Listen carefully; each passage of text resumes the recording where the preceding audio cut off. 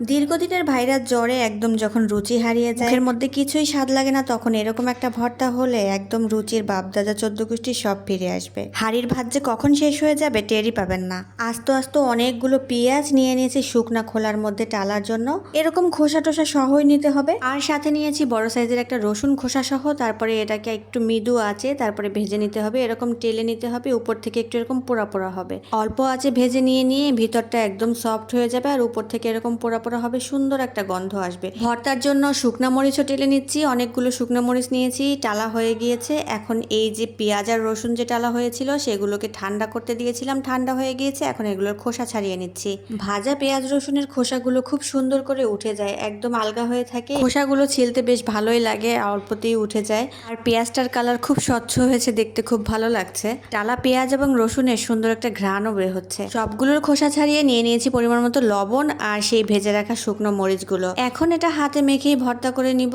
এখন দিয়ে দিয়েছি একটু সরিষার তেল, তারপরে এখন এটা ভালো করে হাত দিয়ে ডলে ডলে ভর্তা করে নিব। পেঁয়াজ আর রসুনগুলো দেখেন কতটা ভালো সেদ্ধ হয়ে গেছে, হাত দিয়ে চাপ দিলেই পুটুস পুটুস করে একদম মিলে যাচ্ছে।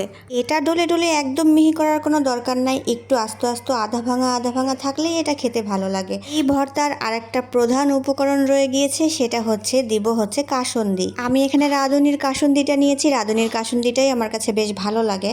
তারপরে কাসুন্দি দিয়ে ভালো করে আবারও এই ভর্তাটাকে মেখে নিচ্ছি। এই তো মাখামাখি কসলা কসলি করে আমার ভর্তাটা বানানো শেষ। দেখতেই কত লোভনীয় হয়েছে তাই না? এখন শুধু খাওয়ার পালা। টালা পেঁয়াজ রসুনের ভর্তার সাথে আমি আরও কাঁচকলা ভর্তা, ডিম ভর্তাও বানিয়ে নিয়েছিলাম। এখন খাওয়ার পালা। প্রথমেই সেই টালা পেঁয়াজ রসুনের ভর্তাটা দিয়ে খাচ্ছি।